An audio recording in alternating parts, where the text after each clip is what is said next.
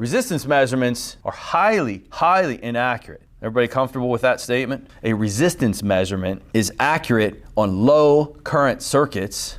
When you get to anything with measurable current flow, it's not a good tool. So I have videos on that too. The one I'm thinking of is one we produced not too long ago. It had a bad computer ground. It was on a Toyota Echo. And in that video, it had an engine replacement, and it was from a junkyard. And that engine sat in the junkyard for a couple years. And so when they bolted the ground up to the highly corroded aluminum cylinder head, guess what that was? A massive resistance problem for the computer system. And it did some crazy stuff to this car. Inside the car, I measured computer ground resistance from the connector to a known good ground, and it read 0 ohms, telling me what about the ground?